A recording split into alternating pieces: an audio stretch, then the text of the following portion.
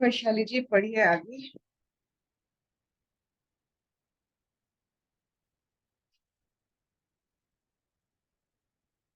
वैशाली अभी आई नहीं है शायद।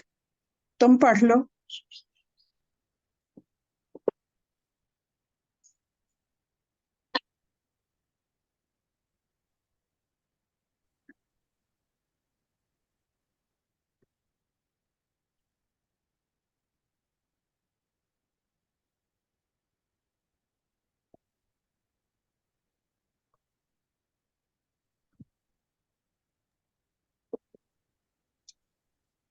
और उससे ये ना चीरी गई। मैं पढ़ती हूँ। आवाज आ रही है आंटी मेरी? हाँ हाँ, अभी हाँ पढ़ तो आ गई है। ठीक है। अच्छा, पढ़ लूँ क्या? हाँ हाँ। हाँ।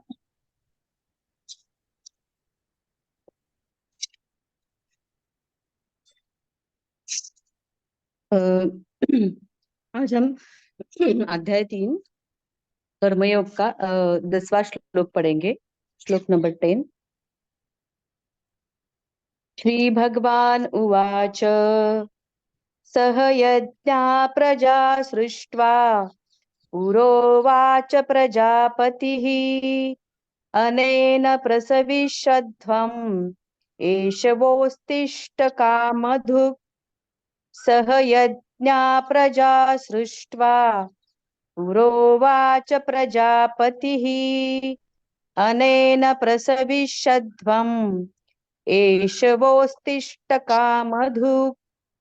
प्रजापति ब्रह्मा ने कल्प के आदि में यज्ञ सहित प्रजाओं को रचकर उनसे कहा कि तुम लोग इस यज्ञ के द्वारा वृद्धि को प्राप्त हो और यह यज्ञ तुम लोगों को इच्छित भोग प्रदान करने वाला हो। हरि ओम।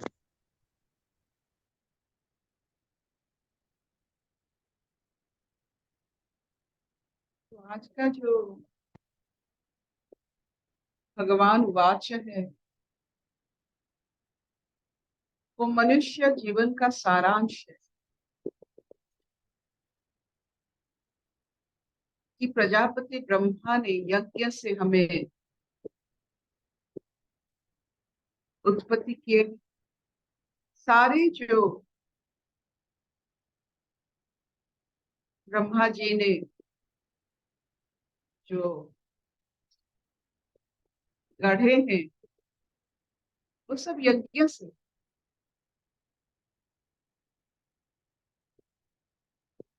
तो जो हम यज्ञ से बने हैं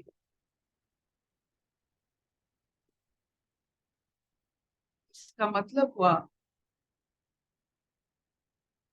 अगर हम जीवन को यज्ञ मानते हैं और यज्ञ करते हैं अपनी सारी इच्छाएं पूर्ति होती है। जैसे मानो हमने स्वयं कामधेनु बन गए या कामधुक बन गए। जो ऐसा वशिष्ठ जी का गाय है, एक नारी का मुंह, एक गाय का शरीर और उसमें पंछी जैसा पंख है। इसका मतलब ये हुआ सब में कामधेनु बनने का सब कुछ दिया गया है। मतलब आपकी हर इच्छा पूर्ति होता है जब आप स्वयं अपने आप को यज्ञ के द्वारा आपकी हर कर्म चाहे वो शारीरिक मानसिक वाचिक हो ये सब जब यज्ञ में व्यवहार करते हैं तो आप स्वयं कामधेनु बन जाते हैं। आपकी सब इच्छा पूर्ण होते हैं और आप सबकी इच्छा पूर्ण कर सकते हैं। तो इसमें थोड़ा काम करते हैं कि यज्ञ कौन अपने जीवन को यज्ञ मानता है।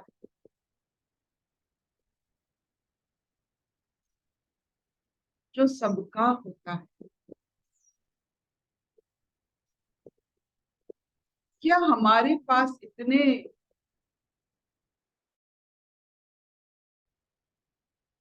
सबका होने के लिए कौन ऐसा सोच सकता है कि मेरा हर समय सबका है, मेरा हर धन सबका है, मेरा हर सच सबके लिए।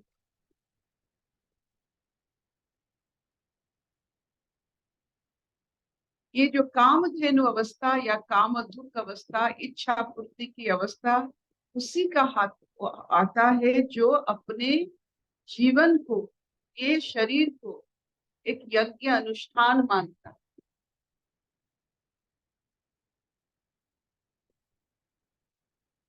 यज्ञ कभी, यज्ञ की जो फल है वो कभी नष्ट नहीं होता। आपने बार बार अगर यज्ञ अनुष्ठान को देखा होगा तो वहां आपकी मनन मंत्र के द्वारा सिद्ध और सिद्धि वहां होता है, जिसके कारण आपको आपकी मनोवांछा पूर्ति हो। हम जब विहार करते हैं, संसार में रहते हैं, एकाग्रता हमारा नष्ट होता है। बहुत सारे चीजों से लगाव के कारण हम एकाग्र भाव से अपना मनोवांछा उत्पत्ति नहीं कर सकते। जब यज्ञ करते हैं, बार बार एक ही सोच में पड़ जाते हैं, बार बार हम उच्चारण करते हैं, उस उच्चारण में सबकी भलाई की हमारा जो अंतर्निहित भाव है, जब वो यज्ञ में नियोजित होता है तो आप ही की सोच से आप ही का मनोवांछा पूर्ति तक यज्ञ आपको सहायता करता। आप देखिए संसार में जब हम अनुष्ठान, संसार को हम यज्ञ मानते हैं और अनुष्ठान के लिए क्या हमारे पास एकाग्रता है? आप दिन भर अपना जीवन को एक अनुष्ठान मानिए, क्या आपके पास एकाग्रता के लिए आपके पास आपका मंत्र है? दिन भर यज्ञ करने के लिए आपके पास सोच है? तो इसीलिए अनुष्ठान होता है यज्ञ को दर्शाते हुए कि आपकी एकाग्रता के कारण आपकी हर मनोवांछा पूर्ति होते हैं, चाहे वो दशरथ की पुत्र प्राप्ति हो, द्रुपद की पुत्र प्राप्ति हो। जितने प्राप्तियां यज्ञ द्वारा हमारे यहाँ लिखा गया है, वो अपनी मनोवांछा पूर्ति के लिए संसार को, संसार के लिए जब हमारे मनोवांछा होते हैं तो यज्ञ के कारण वो सिद्ध होता है। इसका मतलब है आप जो चाहेंगे वही होगा, वही होता है। यज्ञ ही कामधेनु है। यज्ञ द्वारा आपकी हर इच्छा पूर्ति हो। आपकी आज तक जितनी इच्छाएं पूर्ति हुई है, ये आपकी यज्ञ के कारण। तो यज्ञ और कामधेनु में कोई प्रभेद नहीं है। कामधेनु यज्ञ का एक रूप, जो मांगोगे वही मिलेगा खुद से। खुद से मतलब आप शारीरिक भाव से नहीं, आपकी कामधेनु भाव से। अब जब सब सब हो जाते हो, एक नारी का मुंह, एक गाय का शरीर और एक पंछी का पंख, आप देखो कैसे बनाया गया है। योर फ्लेक्सिबिलिटी सबके लिए करने के लिए आपके पास जब साधन आ जाता है, मनोबल आ जाता है, इच्छा शक्ति आ जाता है, सबके लिए आप यज्ञ करते हो, आप कामधेनु बन जाते हो। यज्ञ कामधेनु एक। यज्ञ से कभी कोई निष्फल नहीं होता है। ऐसा कभी नहीं हुआ कि आप यज्ञ के अनुष्ठान किए हैं और आपको निष्फलता प्राप्ति हुई है। कुछ ना कुछ मिलता है। कुछ ना कुछ मिलता है एकाग्रता से, सबकी भलाई सोच से कुछ ना कुछ मिलता है। वही यज्ञ फल है, वही कामधेनु। तो प्रजापति ब्रह्मा ने आज हमको रहस्य बताया कि मैंने तुम्हें यज्ञ से पैदा किया है, तुम भी यज्ञ करके कामधेनु बन जाओ। आप देखो, जब हम यज्ञ के अनुष्ठान करते हैं, चाहे वो किसी के लिए हो, संसार के लिए हो, बच्चों के लिए हो, तो एक अपनी एक मन होता है कि इसके लिए हम करते हैं। चाहे वो यशमध यज्ञ राजाओं ने किया है, बहुत सारे यज्ञ होते हैं, बारिश के लिए यज्ञ होता है, बहुत सारे कारण के लिए यज्ञ होता है। तो क्या हमें पता है आज का यज्ञ क्या है? क्या हमारे जीवन में आज का जो सूरज उगा है, सूरज उठा है, सूरज अभी और चंद घंटों में फिर ढल जाएगा, क्या हमें पता है आज का अनुष्ठान क्या है? तो हमारे, अगर हमें पता ही नहीं है आज क्या हमारे अनुष्ठान के कारण है, क्यों आज का दिन है, कैसे आज का यज्ञ क्या करेंगे, हमें पता नहीं, तो कामधेनु कैसे बनेंगे? आज की यज्ञ का मनोबल क्या है? आज की यज्ञ का अनुष्ठान के कारण क्या है? जीवन तो एक यज्ञ।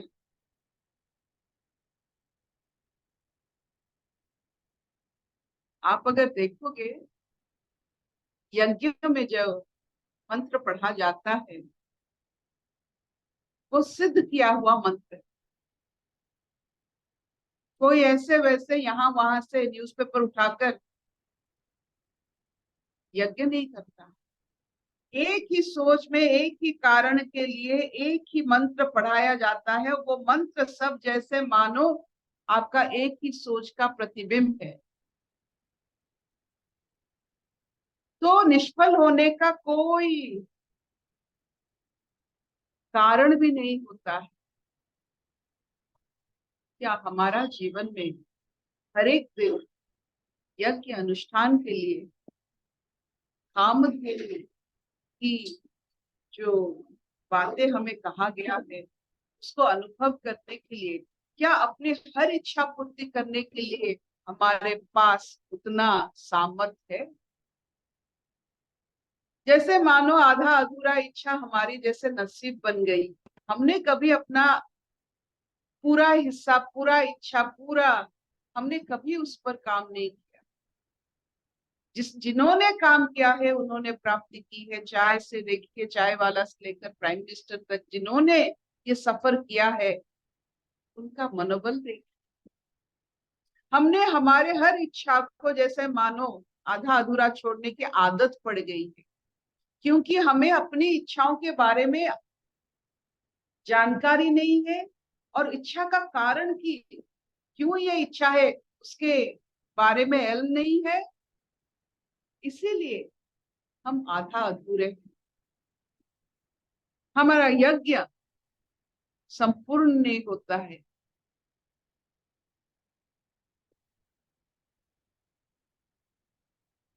तो इसके बारे में आप सोचिए, अपने इच्छाओं को जानिए और उससे पूर्ति कीजिए। आधा अधूरा कोई भी इच्छा को मत छोड़िए। आप यज्ञ से पैदा हुए हैं, यज्ञ के कारण आप स्वयं कामधेनु, आपकी हर इच्छा पूर्ति हो। बस आधा अधूरा इंसान को देखकर हम भी आधा अधूरा बन जाते हैं और कहने लगते हैं मैन प्रपोजेस गॉड डिस्पोजेस। कभी नहीं होता है। ये सब हमारे शास्त्र में नहीं है। हम जो चाहते हैं ईश्वर वही करते हैं, या ईश्वर जो चाहते हैं हमारा द्वारा वही करवाते हैं। तो कभी अपने आप को इसमें आप देखिए और अपनी इच्छा शक्ति को भी देखिए। जब आप सबके लिए मांगलिक कर्म करते हो, सबके लिए, सबके, देखिए आप जब अपने स्वास्थ्य के बारे में सोचते हो, पूरा शरीर के बारे में सोचते हो या आपके नाखून के बारे में सोचते हो? पूरे स्वास्थ्य, पूरा शरीर के बारे में सोचते हो। तो ये शरीर जो पूरा ब्रह्मांड का हिस्सा है, तो आप पूरा ब्रह्मांड के बारे में सोचोगे तो बाय डिफॉल्ट आपका शरीर अच्छा रहेगा।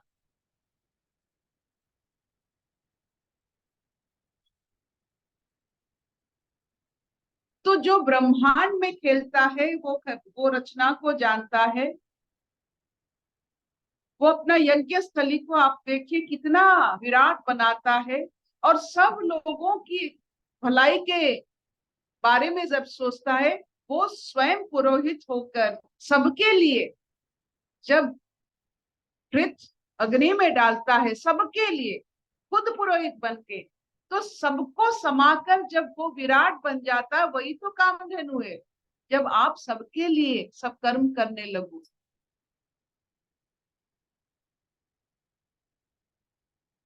आप आपके घर में सबको ही हो, यू आर एवरीथिंग, मतलब जितने जन आपके घर में हो आप ही हो, और सबके लिए जब आप यज्ञ करते हो, पास पड़ोसी सबके लिए, आपके मन में सबके लिए चलो यज्ञ करते हैं। जब जब हम खाना खाते हैं सबके लिए खाते हैं, खाना परोसते हैं सबके लिए परोसते हैं। ऐसा भाव को कामधेनु या यज्ञ भाव कहा जाता है।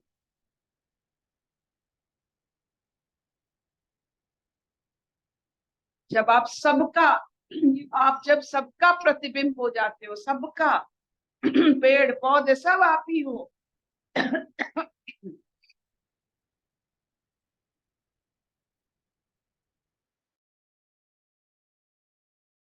स्थान किया कहा जाता है, इंस्टीट्यूशन, तब आप एक इंस्टीट्यूशन बन जाते हो। You are no more a person, आप एक इंस्टीट्यूट।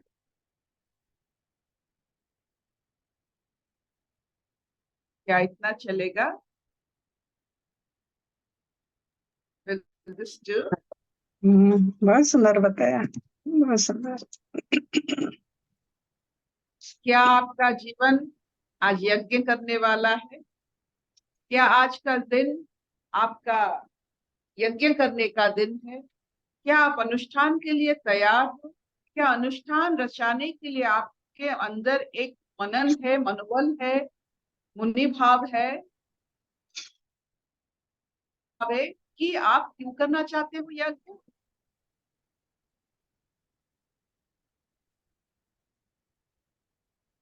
ये आपके बारे में पहचान है, व्हाट यू आर।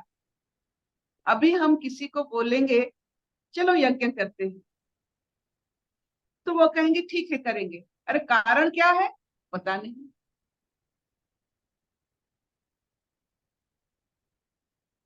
आप अभी यज्ञ करोगे, अभी कारण बताओ। अभी जो आपके मन में आधा अधूरा भाव है, उसके लिए आप यज्ञ करने को आपको छोटापन लगेगा क्या? इसके लिए आप यज्ञ करेंगे तब इतने बड़े। अब अगर आपको पता चलता है कि इसके लिए यज्ञ नहीं किया जाता है, उसको क्यों अपने मन में बिठा के रखते हो?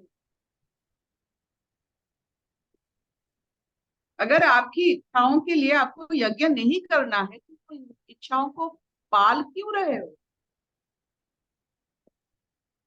जिस इच्छा के लिए आप यज्ञ कर सकते हो, उन इच्छाओं को पालो, पोषो, बड़ा करो।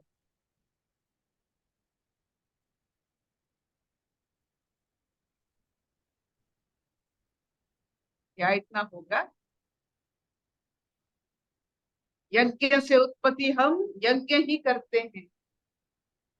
जो जिसी से बना हुआ है उसी से ही वो तृप्त होता है। हम यज्ञ से बने, छोटी मोटी प्रभाव से नहीं, आकस्मिक नहीं।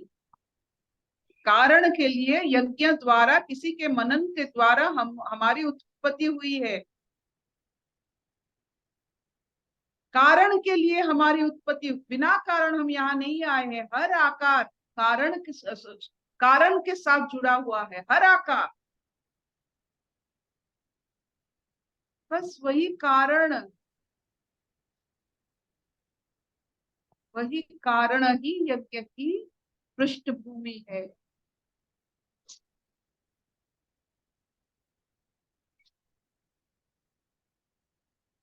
यहाँ बिना कारण अकारण कुछ नहीं होता है, आकस्मिक कुछ नहीं होता है, ये सब रचना है, रचनाकार की। पूरा आपने अभी हीरामंडी देखा है, रचनाकार को आप देखो कितने बारीकी से एक सीरियल बनाए हैं। वो बारीकीपन अगर किसी में होता है, इंसान के भीतर होता है, रचनाकार में कितना बारीकी होता होगा।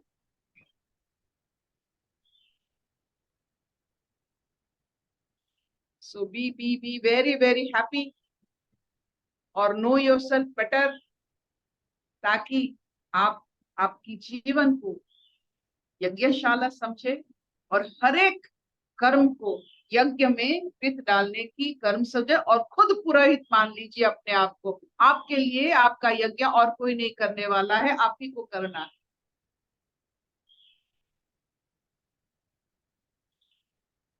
तो एक होटल में लिखा गया था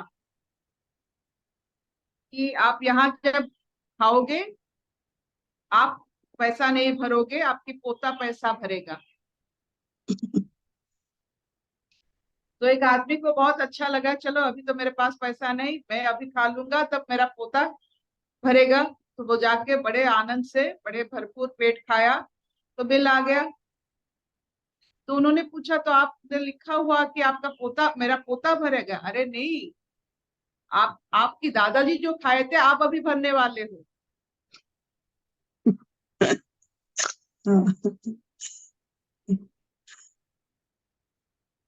आपको चाहे आप कितने भी इंटेलिजेंट हो, कितने भी आप बहुत जो 30 मार्क का कहते हैं वो हो, आपको भरना पड़ेगा अपना बिल, किसी भी रूप के। दादा की जितने सारे यहाँ सब विचक्षण लोग जो लिखे होते हैं,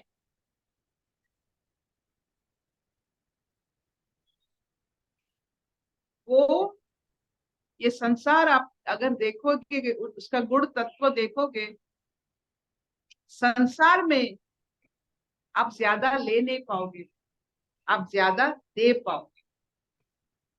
हमें ऐसे यज्ञ से बनाया गया है कि हम ज्यादा देने के लिए बनाए हुए, लेने के लिए। We are made to give, not to grab. अगर ग्रैबिंग होता है, जब आप ले लेते हो ज्यादा, आपको लेने का टैक्स देना पड़ता है। किसके साथ? सफरिंग के साथ। जितना देते हो उसमें टैक्स नहीं लगता।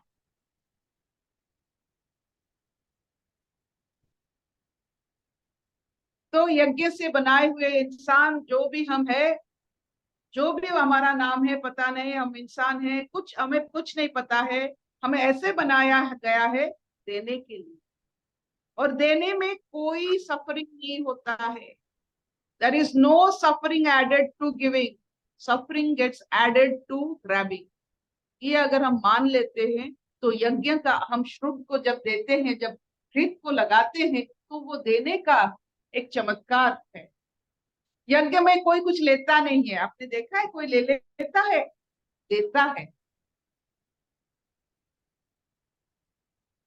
अशतो मान सद्गमय, तमसो मान ज्योतिर्गमय, मृत्युर्मान अमृतंगमय। सर्वे सुखिनः सन्तु, सर्वे सन्तु निरामया, सर्वे भद्राणि पश्यन्तु, मा कश्चित् दुःखभाग् भवेत्। ओम शांति शांति शांति।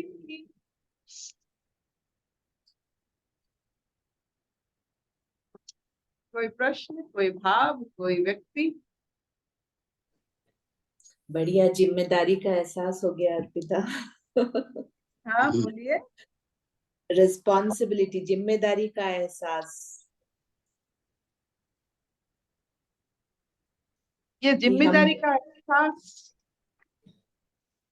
सब में है, बाय डिफॉल्ट है, लेकिन अपने सपनों को आधा अधूरा जब आप देख देते हो, आपका असली सपना टूट जाता है, क्योंकि आप सोचते हो ये नहीं मिला, वो नहीं मिला, और क्या मिलने वाला है, चलो ऐसे ही आधा अधूरा बन के सिर्फ अपने आप को कोसते रहे और मृत्यु के लिए आस बिठाकर समय काटते रहे।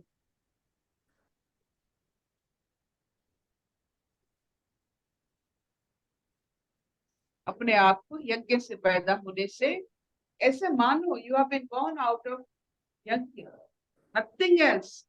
जैसे पृथ्वी की उत्पत्ति हुई है वैसे आप ही का भी।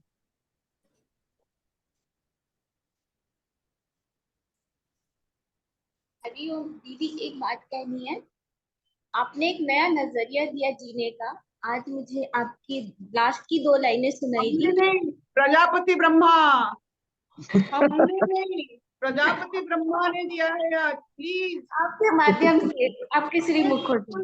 बिल्कुल नहीं, आपने आज तक आपने समझे नहीं, इसका मतलब नहीं है कि जो समझा लिया है वही कहा है, नहीं।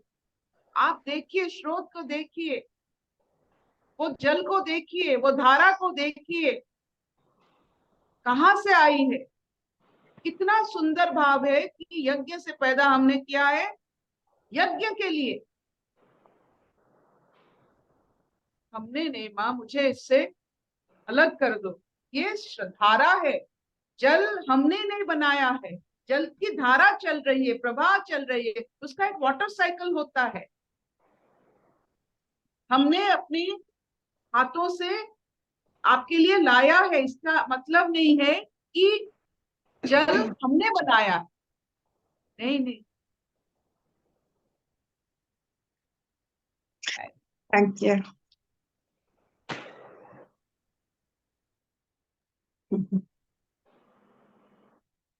आंटी, पर मैं ये कहना चाहती हूँ कि मुझे ना आज एक भाव आया, अभी अभी अभी वाणी सुनते, मतलब अभी ये पत्ते का लहराना करना।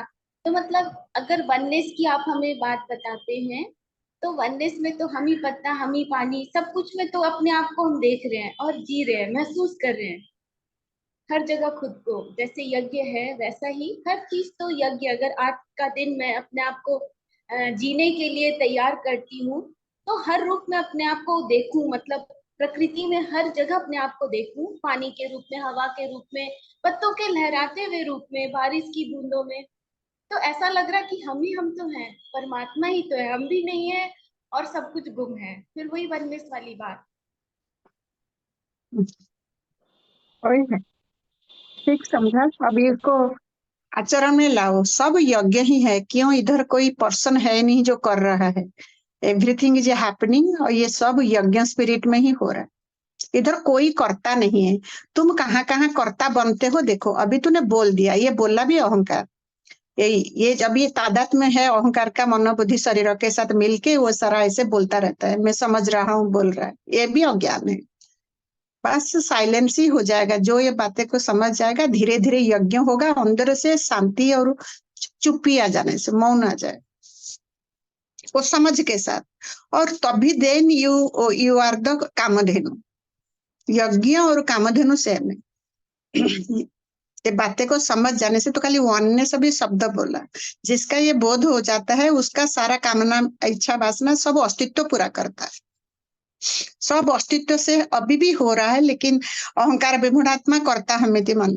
हम अज्ञानी है, हमारा भी तादात्म्य मनोबुद्धि के साथ है।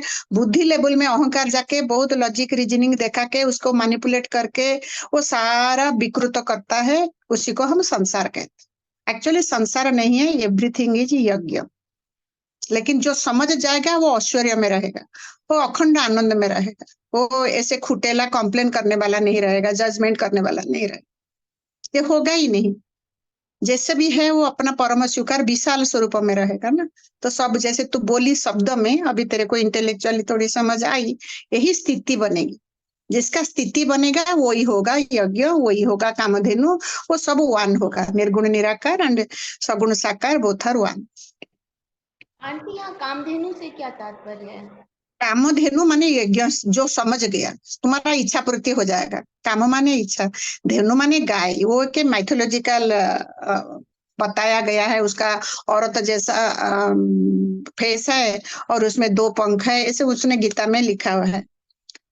लेकिन बर्ड्स एंड बीस्ट कंबाइंड है। जैसे जैसे तुम जो भी अंदर से एक अस्तित्व डिजायर क्रिएट करेगा, वो अपने आप इट विल हैपन। इच्छा पूर्ति वाला तुम कल्प वृक्ष बन जाओ। अभी तुम्हारा इच्छा पूरी नहीं होता है, क्यों? तुम्हारे अंदर अभी वो समझ नहीं, तुम अभी अहंकार, हम सब ऐसे अज्ञान में फंसे हुए रहते हैं, इसलिए हमारा 1000 इच्छा चाहने से भी होता नहीं। ये बात है, तुम ही कामधेनु बनता, इधर सजे उधर बजे। ये कैसे होता है? तुम जब ये बातें को समझ जाते हो, तुम और कुछ इच्छा होता नहीं। इच्छा जहां से उठ रही है वो केंद्र में शांति में चले जाते हो, तो फिर जो भी एक तरंग आ जाता है, सृष्टि से आता है, अस्तित्व अपने आप करता है, वो सबका भलाई होता है। यज्ञ माने मैं मेरा मुझे नहीं होता है, सबका भलाई आ जाता है। उसका हर एक तरंग सबका अच्छाई के लिए जाएगा। अभी हम अपने ऊपर काम करें, कैसा है मैं मेरा मुझे में हम कैसे लिपायमान रहते हैं, हमारा मनोबुद्धि चित्त जो कहता है कितना हमको सच लगता है, वो सब मैनिपुलेटेड है। आंटी ये मुझे दिख रहा है कि मेरी इच्छाओं को मैं पूरा करने चाहती हूँ, छोटी छोटी, जैसे आप लोगों से बात कर सत्संग में मेरी एक इच्छा तो एकदम अभी देख रही हूँ काफी टाइम से, कुछ महीनों से, मुझे मतलब पैसे कमाने की जो इच्छा थी वो एकदम अचानक से गायब हो गई अब, और वो अलग ही शांति में परिणत होते हुए दिख रही है। वो जैसे कि जो पैसे उसमें इतनी बरकत और इतनी शांति आ रही है मन में, बहुत बहुत सारा कार्य हो रहा है, जैसे यज्ञ आपने कहा, बहुत सारा कार्य हो रहा है, मन नहीं चल रहा है। और डीप डाउन अगर मैं ध्यान देती हूँ अपने ऊपर, जो आप सेल्फ कॉन्फिडेंस की बात करते हैं ना, कॉन्शियसनेस में रहो तुम लोग, मतलब ध्यान नहीं देते हो, तो अगर मैं ध्यान दूं अपने ऊपर, तो मेरे अंदर इच्छा है भी नहीं आंटी, उस रूट में बहुत ना अच्छा इच्छा नजर बोली आती है। तूने। इतने अभी तो कितने साल से अभी हमारा सुन रही है, 1-1.5 साल से, तो अभी पहले बार सच्चा बातें बताई।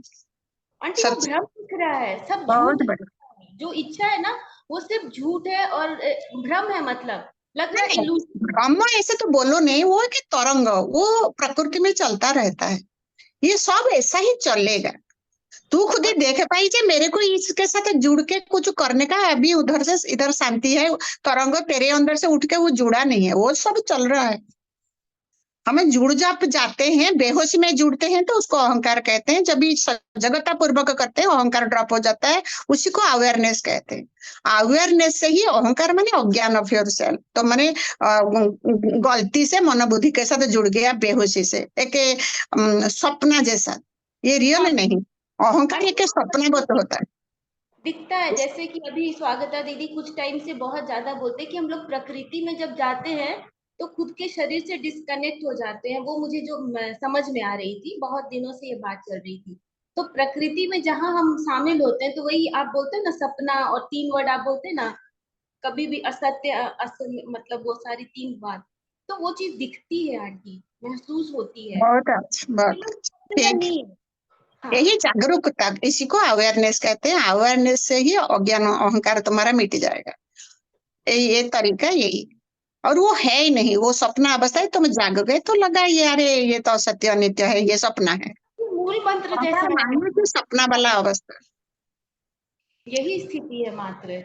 इसके बाद जब इस सपना में आ जाते हैं, हमको सुख दुख हानि लाभ मानो अपमानो शब्द सब हमको लगने लग जाता है, हम बेहोश हो जाते हैं फिर। यही बात है, जैसे तू अभी बेहोशी थी, थोड़ा थोड़ा अभी तेरे अंदर समझ आ रहा। बोलो वैशाली।